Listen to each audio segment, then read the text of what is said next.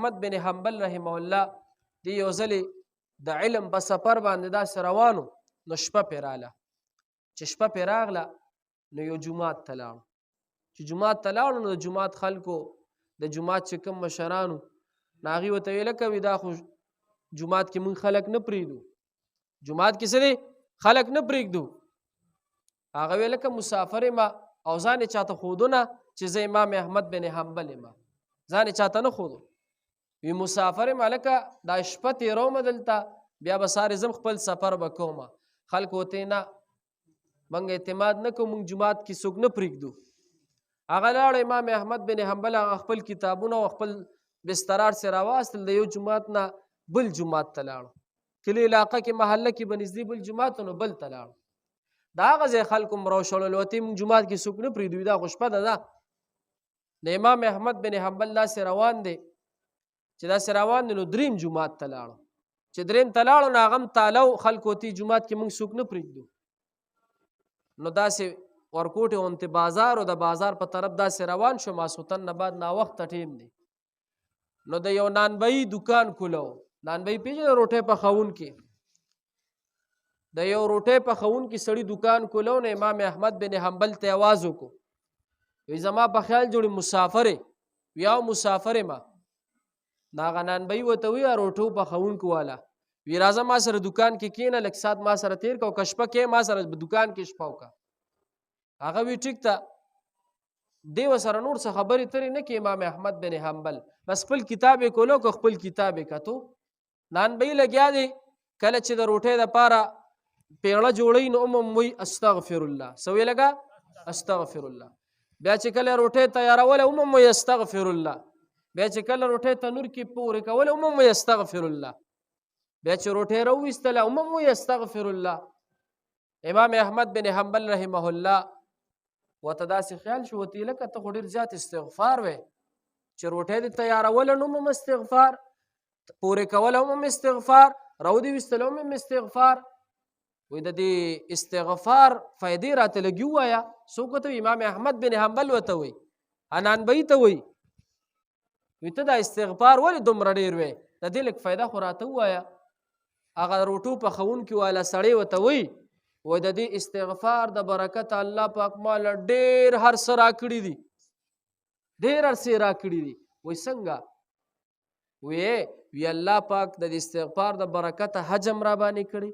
د استغفار د برکته مې عمره هم کړې ده استغفار د برکته مې مال پیسې مې هم ښه ډېرې دي بچیان مې هم ښه ډېر دي هر څه ښه ډېر دي خو یو ارمان مې پاتې دي صحیح وده لګه یو ارمان مې پاتې دي نو امام احمد بن حنبل رحمه الله ورته وی څه ارمان دې پاتې دي ته چې وایې د استغفار د برکته الله پاک مال هر څه راکړي دی الله پاک خو یو ارمان مې پاتې دي او هغه به م الله پاک د استغفار د برکته پوره کوي په خبره باندې پوه شوې د امام احمد بن حنبل رحمه الله ورته وایه څه دړه ارمان دې پاتې دي او ورته بس مړه د دې تپوس مه کوه امام احمد صاحب ورته وی نه ما ته ووایه شابه ستا دړه کوم یو ارمان داسې پاتې دی نو دی ورته وی زمونږ په دې ملک کې په دې علاقه کې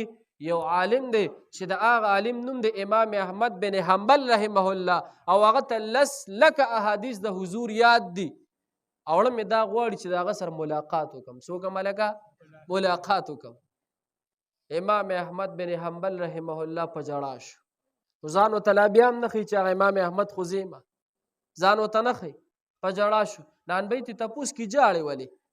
و یقینا چې الله تعالی چې په قرآن کې د استغفار په ذریعه کومې وعدې کړي دی هغه الله پاک پوره کوي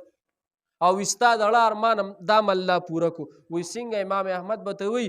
هغه فقیر او هغه عاجزه زه یم وی تا سره مې څه دی ملاقات وشولو دغه نانبهي په ژړا شو او په ژړا کې دا وی ما چې کله نه استغفار شروع کړي دي وی زامن مې نو الله راله واته زامن را کړي دي او چې د کله نه مې استغفار شروع کړي غریبي مې ډېره وه الله مې غریبي هم ختمه کړه وی د کله نه چې مې استغفار شروع کړي دي د روټو په دې دکان کې الله پاک ماله ډېر برکت اچولی او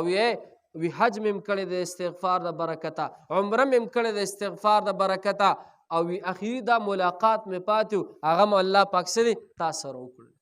استغفار به وایو. خرونو دا چې کوم حالات دي د دې ملک پاکستان، ړومبي کې ما دا خبره وکړله، اوس یې درته بیا هم ویم، سیاسي خلک، سیاسي لیډران یو بوج په بل ورچوي، دا غل دی، دا غل دی، دا غل دی. موږ ته په میډیا باندې څه دی، اړی راړی پلانکې غل، ډنګرې غل. خو په سیاسي لیډرانو پسې مه ځئ، مه په دې دوکه کېږئ. استغفار کوئ، استغفار، الله ته دعا کوئ،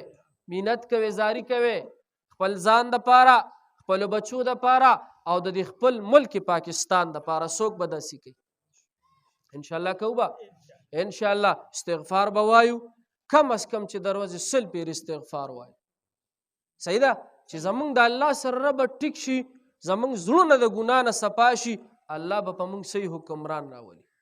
الله به په موږ د قرآن او د حدیث حکمران راولي. خو زمونږ په خپله موږ په ګناه کې ککړ یو او د ګناه نه صفا کېدل به په څه کېږي؟ په استغفار به کېږي. 100 پیرې به روزانه سره خامخا استغفار وایو، په خپله هم، بچو ته هم، کور کې بیبیانو ته هم. انشاءالله الله به حالات سازګار کړي. په خبره باندې پوه شوې؟ استغفار به وایو، استغفر الله، استغفر الله، استغفر الله. تصور به دا کې چې دا کوم استغفار چې زه وایم د دې د وجې نه الله زما ګناه ختموي. دا کوم استغفار چې